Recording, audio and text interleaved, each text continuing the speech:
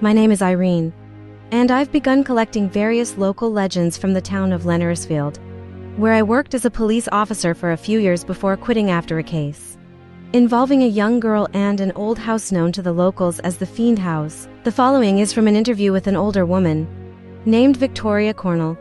She is a first-hand witness to the story of the boy who cried sheep. Victoria was only 15 at the time, and like most girls her age, she took a summer job as babysitter. The boy in question, one Timothy Madison, vanished without a trace under her watch. It was the last job she took as a babysitter, and it has haunted her ever since. Nobody believed her story, but nobody also believed she was the one who let little Timmy vanish either. But that didn't stop them from not returning her calls and looking for a babysitter elsewhere in the town. If our spaceships flew half as fast as small-town gossip, we would have private trips to the moon. I remember the interview well. She had just celebrated her 55th birthday when she first heard about my project gathering the legends and myths of our little town. She invited me to her home to hear her story. Victoria's house was a single-story brick house with a wooden deck on the outskirts of the town, near the woods. It was the same house she grew up in. She was sitting outside her house with a cup of tea when I pulled up for her interview. Hello, Miss Stark. She had a grandmotherly face, with warm, kind brown eyes. Her white hair was wiry but pulled tight into a ponytail. She wore a long baby blue dress with small pink flowers dotting it. On her lap was a quilt. Hi, Miss Cornell. Thank you so much for letting me come out here and hear your story. Call me Victoria. It's not a problem. Dr. Phillips said it's a good idea to talk to other people about the event. Please, do come on inside. It's a bit more comfortable. Do you want me to help you up? Yes, please. I helped her up and we headed inside the house. The walls were painted beige, and Victoria guided me to the dark brown couch that dominated the living room. On the small oak coffee table sat a teapot and a plate of assorted cookies. I could see a door that led out to the kitchen. There was also a window that gave a decent view of the woods. Would you like some tea and cookies? Yes, please. You don't mind Earl Grey, do you? And did you want any sugar or cream? I enjoy it actually, and no thank you on the sugar and cream. Suit yourself. She passed me a cup of tea, and then gestured towards the cookies. Help yourself to any cookie you want. Are you ready to talk about it, Victoria? I'm not really sure I'll ever truly be ready for it, but I'm as ready as I'll ever be. I poured her another cup of tea and waited for her to begin. She closed her eyes and took a deep breath to collect herself. I remember back in '62, it was late in the summer, almost fall, in Lenoresfield, and it was in that sleepy time between the final days of summer vacation and the start of school. I was a teenager at that time, and the boy's name was Timothy Madison, and he didn't have many friends beyond those in his overactive 5-year-old mind. He enjoyed playing just outside of the town, often chasing butterflies or wrestling with his imagination in an open field near the woods. I was babysitting him the first time he cried that he saw a sheep in the field. That was a week before his disappearance, you see. Look, Vicky, he called to me, pointing towards an empty open field. Look at all the fluffy white sheep. I smiled and looked at him before I ruffled his hair. I thought that he was referring to the clouds on the horizon, which were vaguely sheep-like, and said to him, I see them, Timmy.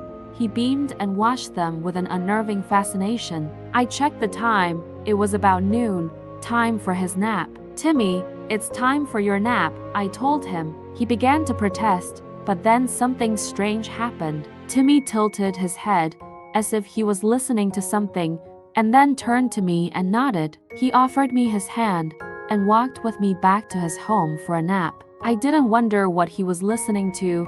I just assumed it was one of his many imaginary friends. I smiled and tucked him into his bed and then went to watch the Andy Griffith Show until his parents got home. When the first episode was over, I turned off the TV and went to check in on Timmy. He was sitting at his window, bleating like a sheep. It was so bizarre seeing that. I didn't understand it, so I again figured it must have been part of his childish imagination. Timmy, what are you doing? I asked. Talking to the sheep, he replied innocently, looking over his shoulder at me with naive eyes. I smiled and shook my head, thinking to myself, the joys of being a child. All right, do you want to go play with the sheep? I asked him, deciding to indulge in what I thought was a harmless fantasy at the time. He nodded and grew this wide toothy grin and scrambled down from his perch. He hurriedly put his socks on and barely waited for me to get his shoes on to go and play outside with his imaginary friends, and of course the sheep. Victoria paused here for a moment and looked outside the window regretfully before adding, I still wonder if it was all my fault. I wonder if I had actually been paying attention. Could I have saved little Timmy? She cleared her throat and then looked back at me. I'm sorry. It's just I haven't had anybody to talk to about this in a long time. They put me in the James Allen Asylum for a while after this, but I'm getting ahead of myself. Where were we? You and Timmy had just gone out to play again in the field. Oh, right. Yes. We went back out to the field to play again. Timmy romped around, like any kid, chased butterflies around, and occasionally he would stop to baa like a sheep, talking to his imaginary friends, I guessed. I thought it was just a cute little idiosyncrasy. I had an imaginary friend at his age. I called him Mr. Raven. God, how I wish it was so. Around 4:00 p.m. his mother came home, and I got paid as usual. I was another $10 closer to my goal of owning my own car. This went on for about another week. It was on the last day before school started that he cried sheep for the last time. I will never ever forget that day, nor will I forgive myself for that. Maybe if I had just paid more attention to him, it wouldn't have happened. Timmy and I sat in the field as per usual, and I was reading my Ray Bradbury novel, R is for Rocket, when I heard what sounded like a twisted, distorted bleating of a sheep. I looked up, thinking that it was Timmy doing it, and was surprised to see at first what appeared to be an actual, real sheep about 100 feet away. Timmy let out a shout of joy and hurried to hug the sheep around the neck. I slowly approached the two and froze in horror at what I saw. The sheep had a woman's face with luscious red lips and a delicate nose. She had thin arching blonde eyebrows, however. Where her eyes should have been there were two tiny mouths complete with their own set of miniature teeth and tongues.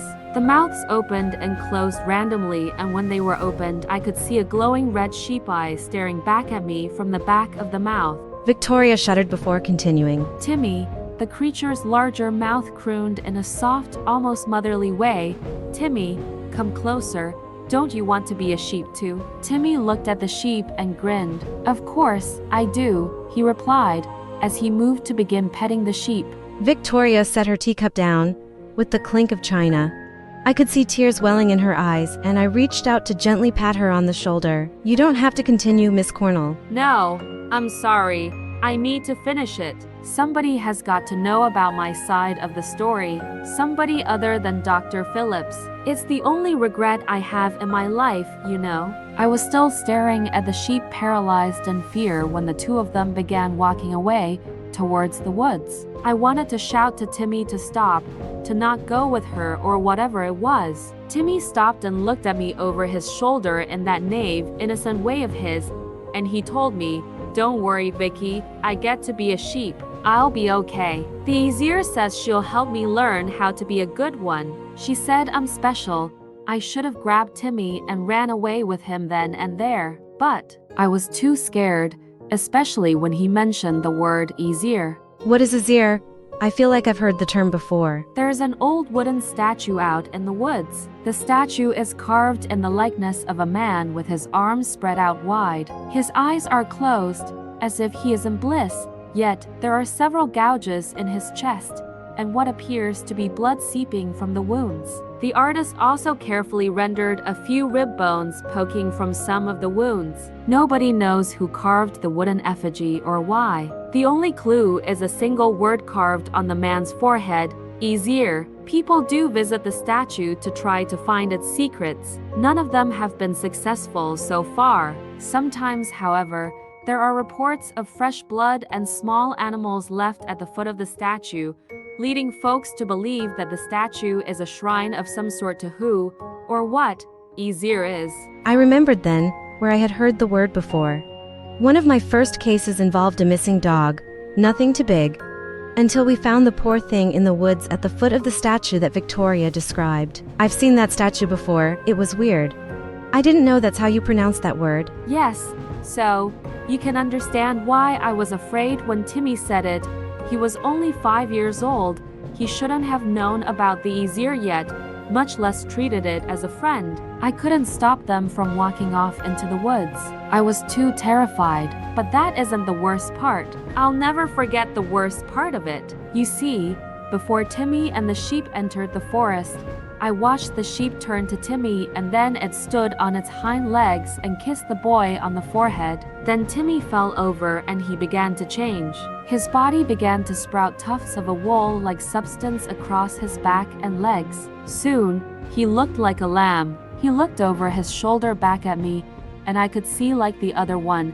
He had retained a human face. His eyes were the only thing that had changed. Unlike the other sheep, Timmy's eyes had transformed into two toothless maws. I started screaming and screaming and screaming. Then, I remember nothing. That is, until I awoke a few days later in the James Allen Asylum. Dr. Phillips had just begun working there. I was one of his first patients. I told him the whole story. He believed that I had a mental breakdown when I couldn't find Timmy and that I hallucinated the whole ordeal as a way of coping with the guilt. In time, I came to believe him myself. It made so much sense after all, except for the part where they never found Timmy's body. They scoured every inch of those woods and could not find a single shred of proof that Timmy had ever been there. I sat my teacup down and shivered.